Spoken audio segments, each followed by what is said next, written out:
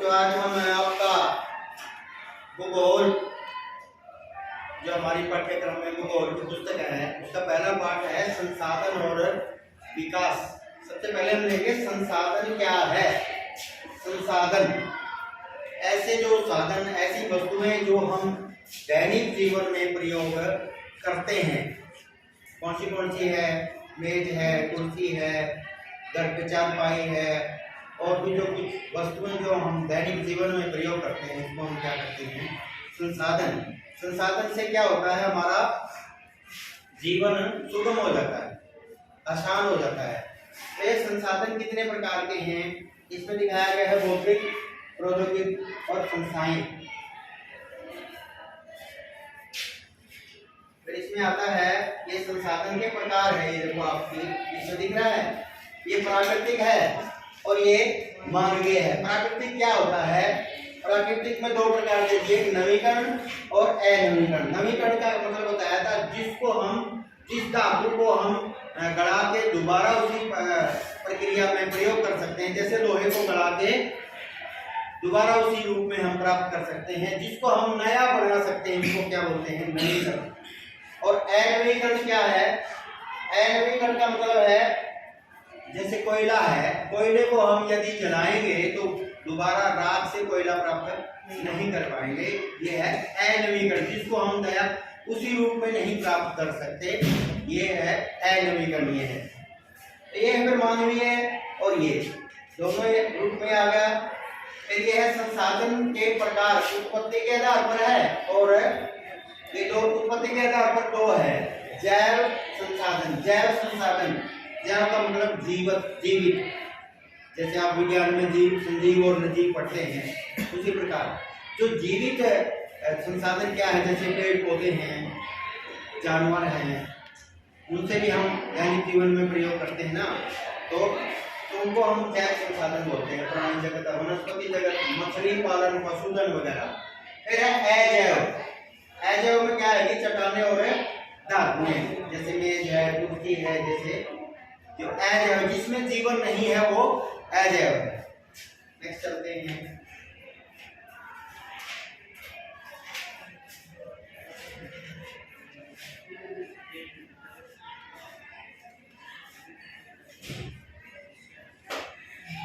फिर आगे स्वामित्व के आधार पर, स्वामित्व के आधार पर संसाधन का वितरण।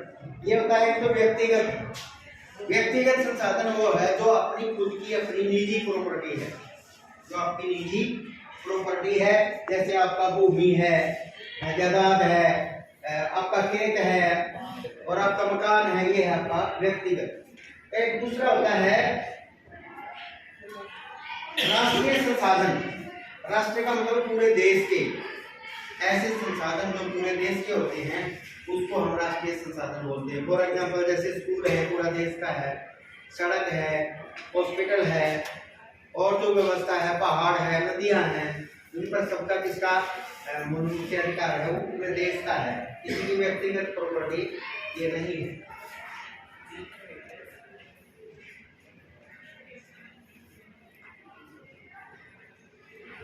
फिर आगे संसाधनों का विकास। इसमें हम लेते हैं एक महत्वपूर्ण टॉपिक है सतत पोषणीय विकास। सतत पोषणीय विकास एक ऐसा विकास जिससे हम जो आने वाली जो पीढ़ियां के लिए भी हम, जैसे नदियां हैं, पहाड़ है, वनस्पति जगत है, उनको इतना प्रयोग करें ताकि वो आने वाला समय भी उनको प्रयोग कर सके। सिर्फ अपने जो मौलिक जरूरतों को पूरा करके किया जाने वाला जो प्रयोग है उसको सतत पोषणीय विकास बोलते हैं। फिर रियो डी जेनेरो, ये ब्राजील का एक सुंदर शहर है।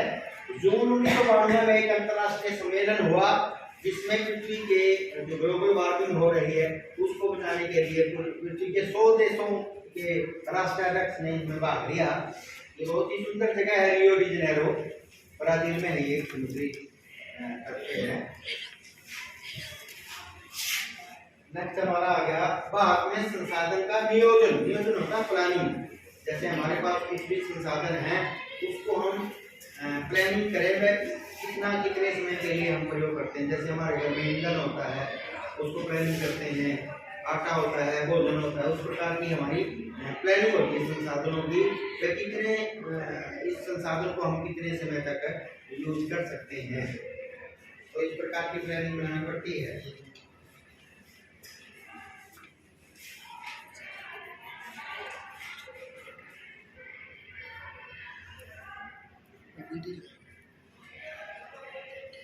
फिर आ गया भूमि का न्यूनीकरण। भूमि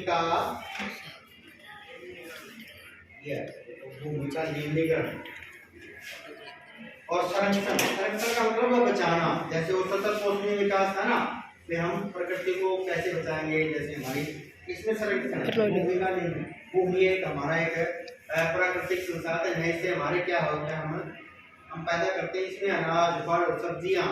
यदि हम बार बार भूमि को एक ही फसल बोई जाएंगे तो उसकी है उर्वरा शक्ति क्या हो जाएगी, कम हो जाएगी। तो हम उसकी उर्वरा शक्ति को बचाने के लिए उसमें तरह तरह के खाद वगैरह और बीज वगैरह डालते हैं, इसका उसमें संरक्षण हो जाता है।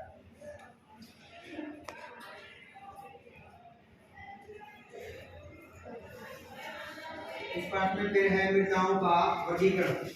आपने बताया था मृदा मिट्टी आ गई। मिट्टी का वर्गीकरण, मिट्टी के बारे में बताया था आपको। सबसे पहले क्या है, जलोढ़। जैसा नाम है वैसा ही इसका मिट्टी का स्वरूप होता है। जलोढ़ यानी जल से उत्पन्न होने वाली मिट्टी। ये नदियों द्वारा बहा के ले जाई जाने वाली मिट्टी होती है।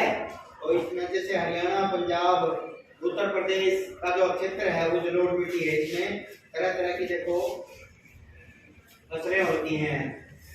तरह तरह की कौन कौन सी फसलें इसमें, कितना साइड का,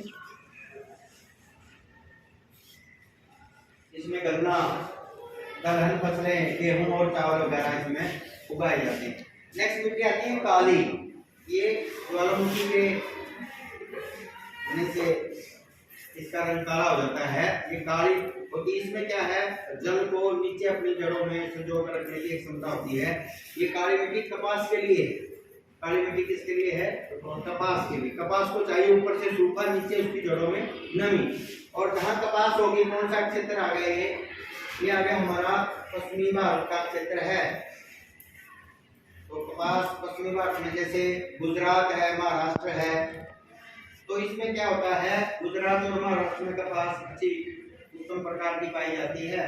तो उसमें वहाँ पर सूती वस्त्र जो उद्योग हमारे वहाँ पर पश्चिमी भारत में। नेक्स्ट मिट्टी होती है लैटराइट। लाल और पीली मृदा। लाल और पीली मृदा ये हमारी उड़ीसा, छत्तीसगढ़, मध्य गंगा का मैदान में पाई जाती है। फिर होती है लैटराइट। लैटराइट शब्द ग्रीक भाषा के लेटर शब्द से बना गया है। इसका अर्थ है ईंट, यानी कठोर टाइप की। कठोर टाइप की इस प्रकार की है ये जो पठारी भाग हमारा उसमें यहाँ पाई जाती है। लैटराइट के बाद है लैटराइट मिट्टी कर्नाटक, तमिलनाडु और केरल में चाय कॉफी की खेती की जाती है। इसमें तमिलनाडु और केरल, आंध्र प्रदेश भी लैटराइट में काजू की फसल के लिए भी उपयुक्त है। कई बार पूछा जाता है काजू की फसल कहाँ। ये हमारा डिस्ट्रीब्यूशन है सारा मिट्टियों का। मिट्टी का डिस्ट्रीब्यूशन है, इसके मैप से रीडिंग के लिए दोबारा करवाएंगे इसको। नेक्स्ट हमारी आ जाता है मरुस्थलीय मृदा। मरुस्थल हमारे पड़ोसी राज्य राजस्थान में आपको देखा होगा, आपने कभी गए होंगे। वहाँ क्या होता है, बिल्कुल पानी की कमी होती है। यहाँ पर नाम मात्र की भी वर्षा होती है, इसलिए वहाँ पर जो पेड़ पौधे वनस्पति कैसे है, कांटेदार वनस्पतियाँ क्या है, कांटेदार। और जीव जंतु भी इस प्रकार के पाए जाते हैं यहाँ पर। इसमें मोटी जो अनाज है वो जैसे बाजरा है, चना है, इस प्रकार की इसमें फसलें होती हैं। फिर है वन मृदा।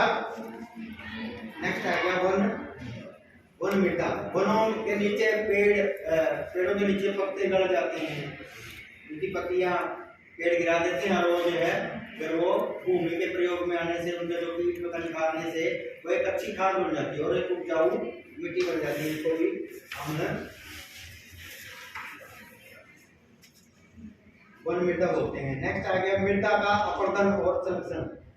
अपर्दन होता है जब जैसे तेज आंधी या तेज बरसात के कारण पानी के द्वारा जो पानी है अपने साथ बहा के ले जाता है, उपजाऊ मिट्टी को दूसरी जगह निक्षेप कर दिया जाता है, तो ये एक भूमि कटाव की बहुत बड़ी समस्या हो जाती है इसमें। तो उसको रोकने के लिए क्या किया जाता है, पेड़ पौधे लगाए जाते हैं। वनों में भी इस प्रकार की बहुत ज्यादा भू संकलन हो जाता है, पेड़ पौधे लगाने से ये रोका जाता है। भूमि का अपर्दन वाला ये भी महत्वपूर्ण पार्ट है। तो ये था हमारा पहला पार्ट। अब दूसरा पार्ट लेते हैं, दो पार्ट हमारे रिवीजन करेंगे आज। वन एवं जीव संसाधन। वन्य एवं जीव संसाधन जैसा पार्ट, जैसे हमने संसाधन के रूप में पहला पढ़ा, जीव, निर्जीव, अजैव, अजैव संपत्ति के आधार पर, स्वामी तत्वों के आधार पर, व्यक्तिगत और सार्वजनिक संपत्तियां, इसमें हम जीव जंतुओं के बारे में पढ़ेंगे। प्राणी जगत के भाग में बहुत बड़ा प्राणी जगत सबसे यहाँ पाया जाता है। प्राणी जगत के मामले में हम विश्व के सबसे समृद्ध देशों में से एक हैं। विश्व की सारी जैव उपजातियों में 8% की संख्या पाई जाती है। इनमें तरह तरह की, देखो ये इसमें हाईलाइट किया गया है, इसमें देखते हैं, इसमें लिखा है, क्या आप जानते हैं कि देश में लगभग 81,000 वन्य जीवन और उपजातियां, लगभग 47,000 वनस्पति यानी पेड़ पौधे 47,000 किस्म के हैं, और जीव जंतु कितने प्रकार के हैं, 81,000, और इसमें वनस्पति उपजाति में लगभग 15,000 उपजातियां भारतीय मूल की, ये सब शामिल है। एक नंबर का प्रश्न आ सकता है, भारत में किस प्रकार की जातियां पाई जाती हैं। इसमें क्या हो जाता है, अगर ये जातियां हैं संकटग्रस्त होगी, कई जातियां है ना पॉल्यूशन की वजह से या फिर वहां के लोगों के उपयोग की वजह से ये जातियां संकटग्रस्त है। कौन सी संकटग्रस्त जातियां हैं, देखो काला हिरण, यहाँ अपने आजमपुर में तो इस पे एक बारी जो सलमान खान आ गए तो इस पे केस भी चल रहा है, और मगरमच्छ, बंदर, और इस प्रकार की जो है ये जो जातियां हैं बड़े संकटग्रस्त हो गई है। फिर होता है सुभेद जातियां। सुभेद जो जातियां होती हैं जिनकी संख्या निरंतर घट रही है, जिनकी संख्या निरंतर घट रही है। ऐसी कौन सी जातियां, नीली भेड़, गंगा की डॉल्फिन, एशियाई हाथी, इस प्रकार की जो जातियां हैं वो सुभेद प्रणाली में आता है। फिर इसमें होता है कि लुप्त होने वाले वन, लुप्त होने वाले भी वन हमारे यहाँ काफी वन हो रहे हैं, जिसके हम बार बार प्रयोग करने से वो एक तौर से खत्म हो रहे हैं। दुर्लभ जातियां ऐसी है जो बहुत कम मिलती हैं। दुर्लभ जातियां ऐसी हैं जो बहुत कम मिलती हैं। स्थानिक जातियां वो जो किसी विशेष क्षेत्र में पाई जाती है। लुप्त जातियां वो बिल्कुल लुप्त हो गई। कौन सी लुप्त हो गई, एशियाई चीता, गुलाबी सिर वाली बतख। एशियाई चीता गुलाबी बिल्कुल है, ये पृथ्वी पर ही खत्म हो गई। पृथ्वी पर तरह तरह की बहुत बड़ी जातियां जो हम जानते भी नहीं, पूरी बहुत बड़ी दुनिया है। नेक्स्ट हम लेते हैं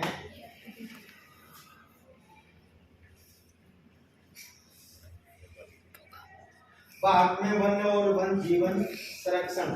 भारत में ऐसे कौन कौन से रीति रिवाज है जो हमारे भारत में जिसको वनों को और जीव जंतुओं को संरक्षण करते हैं। जैसे हम घर में, हिंदू धर्म में घर में गाय को रोटी देते हैं, कुत्ते को रोटी देते हैं, बंदर को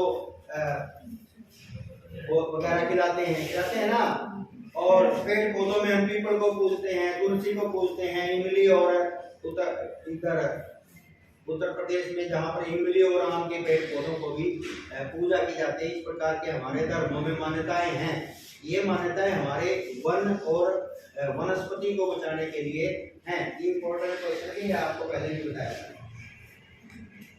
ये मान्यताएं हमारा जरूर याद करके आना। नेक्स्ट है भाई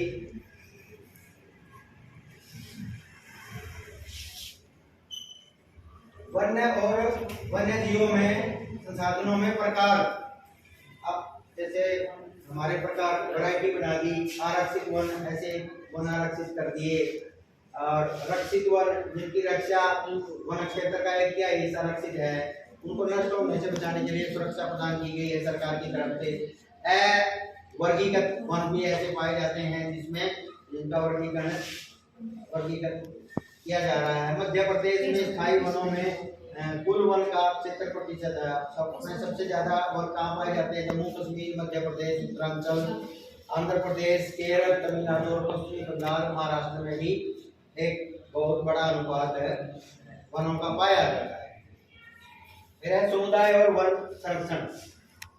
कई प्रकार हमारे समुदाय में, कई हमारी जो रीति रिवाज और लोगों ने भी बढ़ चढ़ कर भाग लिया है वनों को बचाने के लिए। इसमें कई हमारे एग्जाम्पल है, जैसे चिपको आंदोलन कहाँ हुआ ये, वो चिपक गए, पेड़ पौधों को चिपक गए। सरकार वन को काटने जा रही थी, लेकिन वो वहाँ के स्थानीय लोग उस पर निर्भर थे, वनों पर, लकड़ी पर, पीपल पर, फूल पर, उनकी आजीविका का साधन था ये। इसलिए 1988 में पहला प्रबंधन पास किया गया। तो चिपको आंदोलन किसने किया? चिपको आंदोलन आपको बताया था अब्दुल्ला बहुगुणा ने किया था ये। ऐसे जो वहाँ के स्थानीय लोग हैं इनसे चिपक गए थे। टिहरी के में किसानों का बीज बचाओ आंदोलन चला। नवधान्य में विविध प्रकार की फसलों के उत्पादन में उर्वरकों का प्रयोग बिना किसी आर्थिक सहायता के उत्पादन संभव हुआ। ये इस प्रकार ये सारे हमारे समुदाय की सहायता से भी इस प्रकार के वनों को बचाने के लिए तरह तरह के हम आज भी संकल्प लेते हैं। और